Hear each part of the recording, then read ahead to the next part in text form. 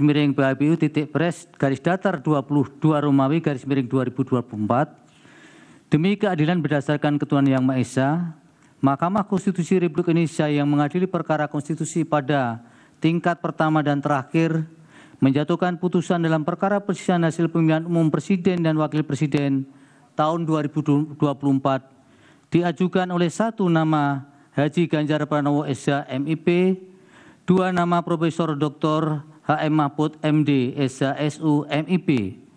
Pasangan calon presiden dan wakil presiden dalam pemilihan umum presiden dan wakil presiden tahun 2024 nomor urut 3.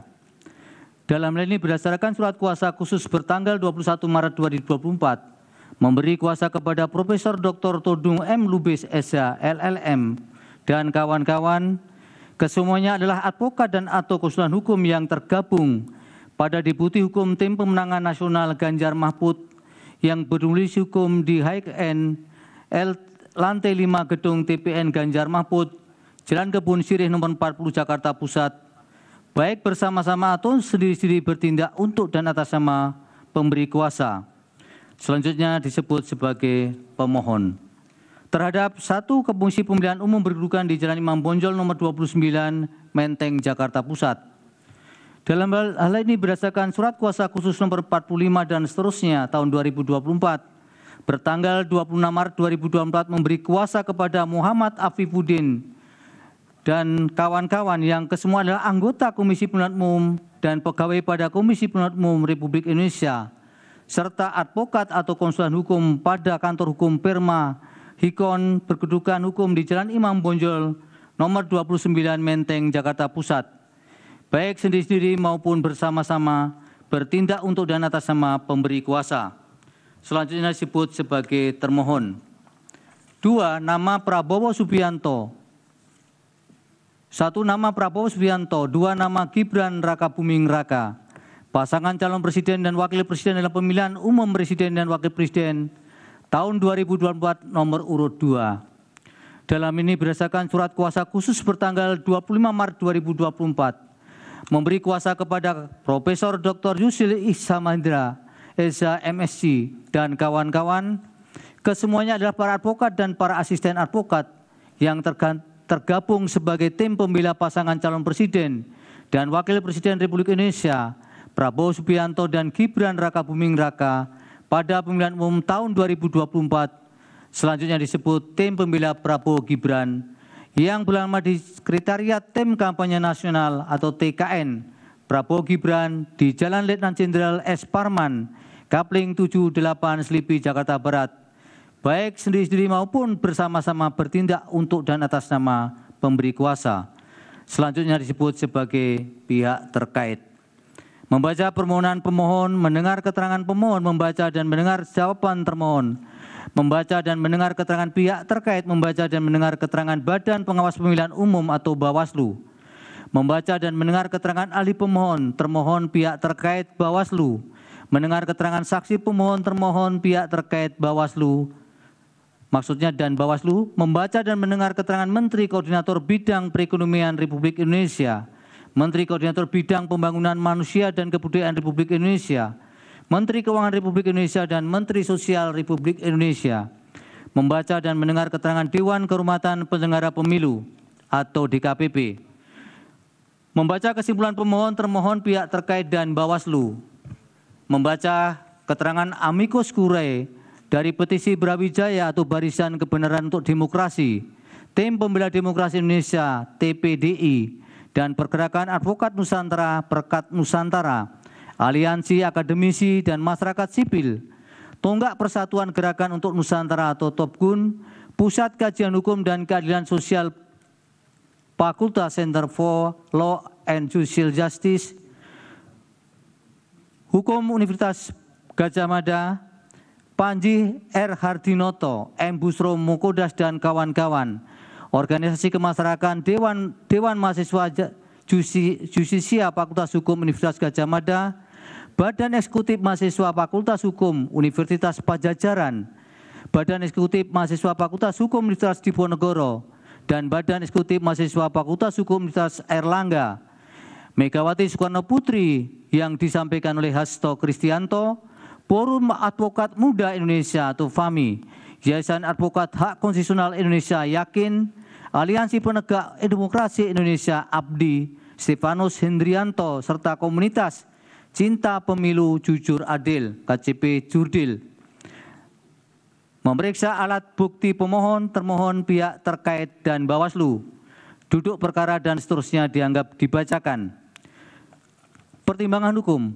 Menimbang bahwa sebelum mempertimbangkan lebih lanjut permohonan pemohon penting bagi Mahkamah untuk menegaskan oleh karena perkara perselisihan hasil pemilu Presiden dan Wakil Presiden aku berkaitan dengan perkara nomor 1 dan seterusnya 2024 karena berasal dari satu peristiwa hukum yang sama, yakni penyelenggaraan pemilu Presiden dan Wakil Presiden tahun 2024, sehingga pertimbangan hukum di dalam mempertimbangkan kedua permohonan diulang dalam kedua perkara tersebut antara perkara nomor 1 dan seterusnya 2024 dan perkara nomor 2 tahun 2024 saling berkaitan dan berkelindan sehingga tidak dapat dipisahkan satu dengan yang lainnya dan merupakan satu kesatuan yang tidak terpisahkan.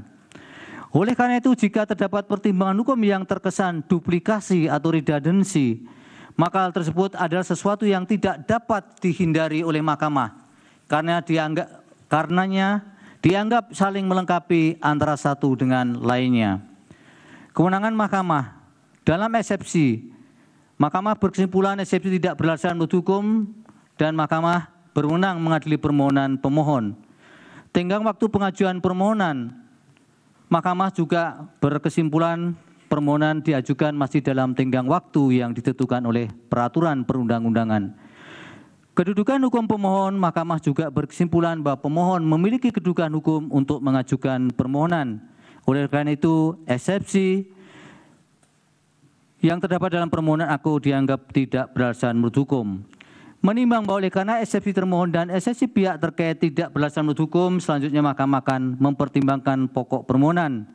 Dalam pokok permohonan, menimbang bahwa dalam permohonannya pemohon memohon pembatalan keputusan KPU 360/2024 tentang penetapan hasil pemilihan umum Presiden dan Wakil Presiden, anggota Dewan Perwakilan Rakyat, Dewan Perwakilan Daerah, Dewan Perwakilan Rakyat Daerah Provinsi dan Dewan Perwakilan Daerah Kabupaten Kota secara nasional dalam pemilihan umum tahun 2024 bertanggal 20 Maret 2024 dengan alasan-alasan yang setelah Mahkamah cermati dari keseluruhan berkas permohonan pemohon dapat dirumuskan dan dikelompokkan dalam pokok-pokok alasan sebagai berikut, selengkapnya termuat dalam bagian duduk perkara, angka 1 sampai dengan 10 dianggap diucapkan.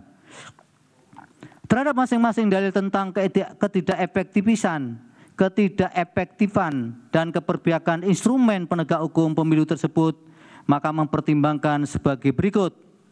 Dalil pemohon mengenai DKPP melindungi termohon dengan cara tidak mengindahkan putusannya sendiri adalah tidak beralasan menurut hukum. Sementara itu dalil pemohon mengenai anggapan adanya ketidakefektifan dan tidak netralan Bawaslu dalam menegakkan hukum pemilu pada pemilihan Presiden dan Wakil Presiden tahun 2024 juga adalah tidak beralasan menurut hukum. Berdasarkan seluruh pertimbangan hukum, dalil pemohon yang menyatakan terdapat ketidakefektifan dan keberpihakan instrumen penegak hukum pemilihan umum Inkasu Bawaslu dan DKPP adalah tidak beralasan menurut hukum. Dalil pemohon yang menyatakan terjadi intervensi Presiden dalam perubahan syarat pasangan calon dan dalil pemohon mengenai dugaan adanya ketidaknetralan termohon dalam verifikasi dan penetapan pasangan calon yang menguntungkan pasangan calon nomor urut 2 sehingga dijadikan dasar bagi pemohon untuk memohon agar Mahkamah membatalkan atau mendiskualifikasi pihak terkait sebagai peserta pemilihan umum Presiden dan Wakil Presiden tahun 2024 adalah juga tidak beralasan menurut hukum. Dalil tentang Presiden Joko Widodo melakukan abuse of power dalam bentuk memanfaatkan anggaran pendapatan dan belanja negara atau APBN untuk menjalankan program bantuan sosial yang dipolitisasi dengan tujuan mempengaruhi pemilih untuk pemilihan pasangan calon presiden dan wakil presiden nomor 2 tidak beralasan menurut hukum. Dalil pemohon tentang penyalahgunaan automatic adjustment tidak juga Mahkamah berkesimpulan tidak beralasan menurut hukum. Dalil pemohon mengenai peningkatan pesat pembagian bansos di masa pemilu presiden dan wakil presiden tahun 2024, Mahkamah juga berkesimpulan yang sama sebagaimana di permohonan nomor 1 tidak beralasan menurut hukum. Demikian juga dalil pemohon perihal dengan politisasi yang dilakukan Menteri Perdagangan Zulkifli Hasan dan kemudian terjadinya politisasi pembagian bansos secara masif di seluruh penjuru Indonesia selama periode pemilu presiden dan wakil presiden tahun 2024, Mahkamah juga berkesimpulan tidak beralasan menurut hukum. Dalil pemohon juga mendalilkan Presiden Jokowi menginstruksikan percepatan pencarian dana bantuan bansos agar bertepatan dengan proses pemilu presiden dan wakil presiden tahun 2024 berupa bantuan dampak fenomena El Nino mulai Januari 2024, Mahkamah berkesimpulan juga tidak beralasan menurut hukum. Sementara itu yang terakhir berkaitan dengan penjangkaran atau anchoring ide di masyarakat melalui program bansos pada pasangan calon nomor 2 atau pihak terkait adalah pasangan calon yang didukung oleh Presiden Jokowi juga tidak beralasan menurut hukum. Menimbang bahwa selanjutnya pemohon mendalilkan nepotisme yang dilakukan oleh pemohon Jokowi dan melahirkan abuse of power yang terkoordinasi melalui Kementerian Negara dan Pemerintah Daerah, Aparat Keamanan dan Kepolisian Negara Republik Indonesia, dan Tentara Nasional Indonesia, aparatur desa, serta organisasi atau asosiasi tingkat nasional dan daerah terhadap dalil pemohon aku sebelum Mahkamah mempertimbangkan lebih lanjut masing-masing uraian peristiwa atau kejadian yang dijadikan dasar argumentasi oleh pemohon, Mahkamah berpendapat dalil-dalil pemohon aku adalah tidak beralasan menurut hukum. Berkenaan dengan dalil terkait abuse of power, baik di tingkat pemerintah pusat, pemerintah daerah, dan pemerintah desa yang melibatkan pejabat dan ASN di Kementerian Negara, Kementerian dan pemerintah pusat, pemerintah daerah, aparat keamanan dan Polri dan TNI, aparatur desa serta organisasi atau asosiasi tingkat nasional dan daerah dalam bentuk memberikan dukungan dan keperpihakan dengan tujuan memenangkan pasangan calon nomor 2, Mahkamah tidak memiliki keyakinan adanya pelanggaran pemilu dalam kegiatan dimaksud serta korelasinya dengan perolehan suara salah satu pasangan calon sehingga Mahkamah tidak mempertimbangkan lebih lanjut. Berdasarkan pertimbangan hukum di atas, Mahkamah berpendapat dalil-dalil pemohon aku adalah tidak beralasan menurut hukum. Berdasarkan uraian pertimbangan hukum tersebut di atas, dalil-dalil pemohon berkenaan dengan nepotisme yang dilakukan oleh Presiden Joko Widodo dan melahirkan abuse of power yang terkoordinasi dengan tujuan memenangkan pasangan calon nomor 2 dalam satu putaran pada pemerintah pusat dan seterusnya adalah tidak beralasan menurut hukum. Menimbang bahwa selanjutnya berkaitan dengan pelanggaran prosedur pemilihan umum. Dalil mengenai siaran pers aku berkaitan dengan siaran pers yang disampaikan oleh Bawaslu. Dalam perspektif ini atau konteks ini, dalil mengenai siaran pers aku bukan merupakan persoalan yang harus dipermasalahkan lagi karena sepenuhnya merupakan tanggung jawab Bawaslu dan sebagian besar telah ditindaklanjuti. Berdasarkan uraian pertimbangan hukum, menurut Mahkamah dalil-dalil pemohon mengenai adanya pelanggaran prosedur pemilu adalah tidak beralasan menurut hukum untuk seluruhnya. Menimbang bahwa berdasarkan uraian pertimbangan hukum di atas, Mahkamah berpendapat permohonan pemohon tidak beralasan menurut hukum untuk seluruhnya. Menimbang bahwa terhadap dalil-dalil lain serta hal-hal lain tidak dipertimbangkan lebih lanjut karena dinilai tidak terdapat relevansinya.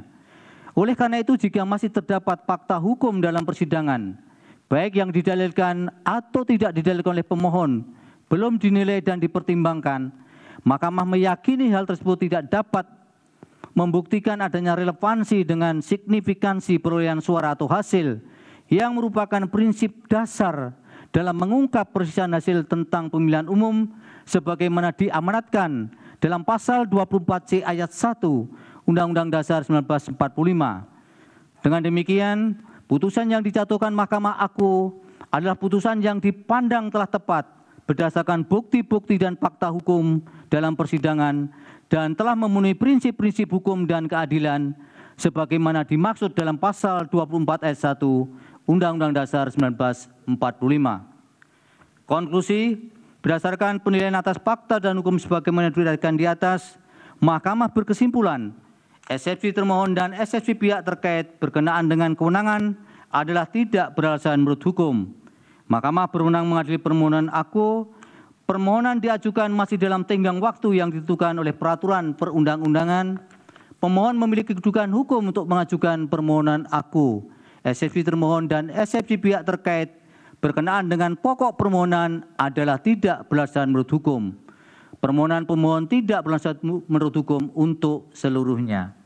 Berdasarkan Undang-Undang Dasar Negara Republik Indonesia tahun 1945, Undang-Undang Nomor 24 Tahun 2003 tentang Mahkamah Konstitusi, sebagaimana telah diubah terakhir dengan Undang-Undang Nomor 7 Tahun 2020 dan seterusnya dianggap dibacakan, amar putusan mengadili dalam eksepsi, menolak eksepsi termohon dan eksepsi pihak terkait untuk seluruhnya. Dalam pokok permohonan, menolak permohonan pemohon untuk seluruhnya.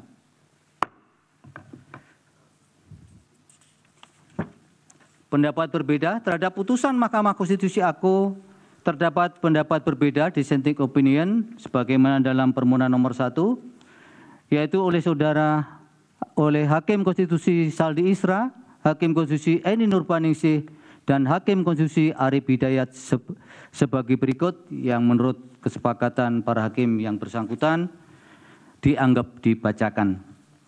Demikianlah diputus dalam rapat permusyawaratan hakim oleh 8 hakim konstitusi, yaitu Soeharto selaku ketua merangkap anggota, Saldi Isra, Arif Hidayat, Eni Nurbaningsih, Daniel Yusmik Pepoe, M. Guntur Hamzah, Ridwan Mansur, dan Arsul Sani, masing-masing sebagai anggota, pada hari Rabu tanggal 17 bulan April tahun 2024 yang diucapkan dalam sidang pleno Mahkamah Konstitusi terbuka untuk umum pada hari Senin tanggal 22 bulan April tahun 2024 selesai diucapkan pukul 15:11 waktu Indonesia Barat oleh 8 hakim tersebut dengan dibantu Eri Satria Pamungkas, Anak Agung Dian Onita, Radian Primanugraha, Jepri Porkonata Tarigan, Hani Adani, Ria Indriani, Wilma Silalahi, Nur Lydia Stefani Hikmah, Siska Yosepin Sirait, Penny Tripurnamasari,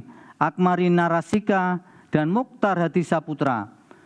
Masing-masing adalah panitera pengganti pada Mahkamah Konstitusi dengan dihadiri oleh pemohon dan kuasanya, oleh termohon dan kuasanya,